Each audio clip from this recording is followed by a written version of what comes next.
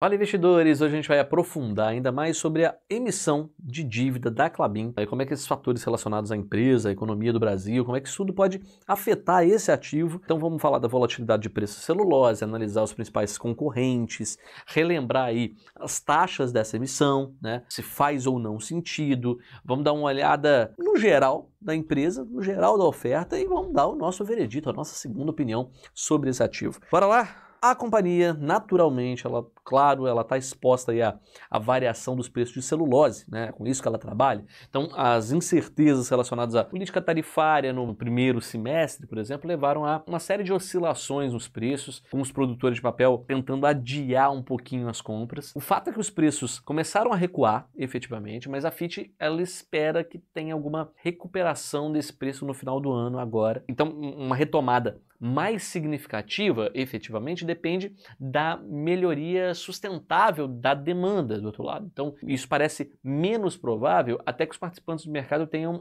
maior visibilidade sobre, efetivamente, quais políticas tarifárias, condições econômicas globais, como é que isso tudo vai se comportar, como é que isso tudo vai acontecer. No entanto, os fundamentos do setor como um todo permanecem sólidos, então, sem previsão de entrada de novos projetos de expansão, de capacidade no mercado até 2028, e isso provavelmente vai sustentar tendências aí de aumento de preço, apesar de um crescimento talvez um pouco mais lento da demanda. Então, a Klabin, ela é líder, né, no segmento de embalagem aqui no Brasil, o porte dá acesso a uma fibra de baixo custo, a alto nível de integração aí de todas as suas atividades, isso tudo proporciona vantagem competitiva para a empresa, e a gente não acredita que isso possa ter algum tipo de mudança significativa para os próximos anos. Então, quando a gente olha para a alavancagem da companhia como um todo, a gente considera essa alavancagem uma alavancagem alta, né, principalmente depois da aquisição aí de terra, de madeira, para aumentar a sua base florestal. O nível de alavancagem hoje, atualmente, é maior do que a Suzano, do que a Irani, por exemplo, né, que também atuam nesse setor de papel e celulose, mas eles têm perfis estratégicos diferentes, né? A liquidez é historicamente forte para a empresa, né, para os produtores de celulose e embalagem. A Klabin tem forte acesso aos mercados de dívida, de capitais.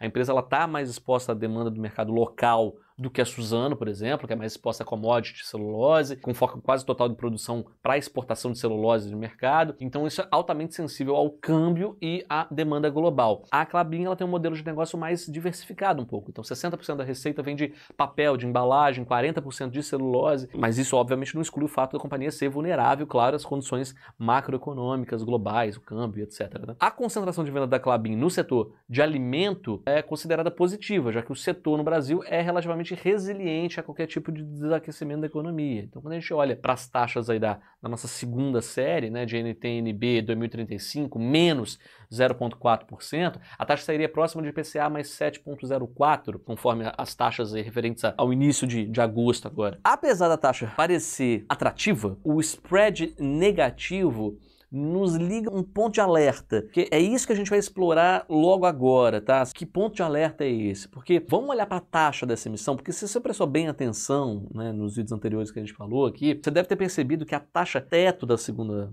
série é a taxa de fechamento da NTN-B de 2035 na data do book building, acrescido de um spread negativo. A companhia, ela, de novo, ela é líder no setor, tem vantagem competitiva, tem um histórico de mais de 120 anos de empresa, né? Então tem uma bela estabilidade, mas como qualquer outro investimento, né, para fazer sentido, ela teria que pagar um prêmio de risco, ou seja, ela tem que remunerar uma taxa superior a um ativo livre de risco, que nesse caso são os ativos emitidos pelo Tesouro Nacional, os títulos públicos. É bem verdade que o mercado está com bastante volatilidade, né, os spreads eles estão efetivamente oscilando muito, mas olhando para essa emissão atual, os spreads eles estão praticamente nas mínimas, né, dos últimos anos. Dá uma olhada na tabela aqui, é claro que não é novidade que quando a gente compra uma dívida de uma empresa, a gente tem, resumidamente, dois objetivos. O primeiro é carregar o ativo até o vencimento. O segundo é pular fora, né? Sair do ativo antecipadamente. É esse aí que a gente vai olhar com mais calma, tá? Porque a duration da segunda série é de 7,4 anos, né? Com um vencimento em 2035. Fazendo um cálculo simples, para cada percentual de oscilação na taxa de juros, a gente multiplica pela duration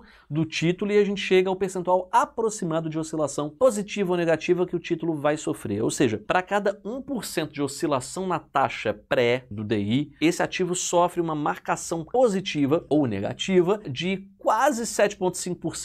Faz sentido? Vamos agora pegar um título público, tá? Mas com um vencimento um pouco mais longo, tá? De 2040. Mas com um detalhe crucial, tá? A duration desse título público é a mesma do vencimento. 15 anos. Um ponto de atenção é o seguinte. Esse título, ele vai ser mais sensível a oscilações da taxa de juros, tanto para cima quanto para baixo, tá? Por conta exatamente dessa duration ser mais longa. Mas aí é que mora o segredo, porque se esse ativo ele sofre a mesma oscilação de 1%, a marcação positiva é de praticamente 15%. E mesmo que tenha a inclusão de imposto de renda, por exemplo, sobre o rendimento, se a sua ideia é sair antecipadamente do ativo, pode ser que faça mais sentido investir nesse título, por exemplo. Para finalizar, que às vezes passa despercebida, né, pelos investidores, mas que sempre vale a pena chamar a atenção, que após transcorridos 2 anos a contar da data da emissão, a Klabin ela pode adquirir essas dívidas de volta com as seguintes condições. Primeira série, 0,2% ao ano pelo prazo remanescente, e para a segunda série, o maior valor na curva e o valor presente do fluxo remanescente descontado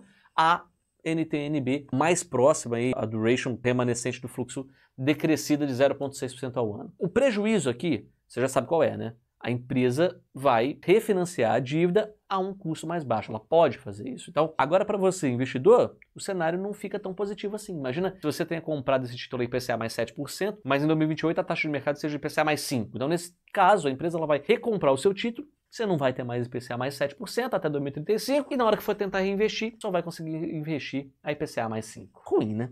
Falando disso tudo, depois de levantar todos esses pontos, vamos agora para a nossa segunda opinião, para a opinião da Duop sobre essa emissão. Então, a empresa, relembrando, ela existe há 126 anos, é uma das maiores produtoras e exportadoras de papel e embalagem do Brasil, uma das maiores da América Latina. Ela possui, sem dúvida nenhuma, mérito, né, por sua execução. A gente admira bastante isso, inclusive, mas a gente entende que a empresa está endividada acima dos limites que uma boa saúde financeira recomendaria. Então, o caixa atual está comprometido em pagar juros, né, para os seus credores e dividendos para os acionistas. Então, resta muito pouco para manter efetivamente os seus investimentos em dia. Então, na nossa visão, a gente acredita fazer mais sentido talvez comprar uma NTN-B principal, né, que não tem pagamento de cupom e tenha a sua duration aí igual ao vencimento, tanto pelo carrego da dívida, como para uma eventual saída antecipada. Então, mesmo que exista uma cobrança de imposto de renda no título, ela é netada pela duration mais longa. Então, convenhamos, apesar da volatilidade maior, o risco é soberano, né? Além disso, lembramos que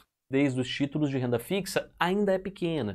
Isso dificulta a negociação no mercado secundário, diferente do que acontece, por exemplo, com títulos públicos, né, em que o governo é sempre obrigado a recomprar a dívida. Outro ponto importante, conforme a gente já mencionou anteriormente, é que os spreads eles estão nas mínimas, né, e podem voltar a subir. Isso impactará ainda mais a marcação dos papéis de crédito privado. Por esses motivos todos, a gente não recomenda muito a entrada nesse papel, mas se você se sente confortável com a empresa, pelo porte da empresa, se interessa por esse ativo por conta de todos os pontos positivos aqui que a gente apresentou nos nossos vídeos, manda sua carteira pra gente, a gente pode te indicar um percentual da carteira que talvez faça sentido para você, para o seu perfil de investimento, investir nesse ativo. Até mais!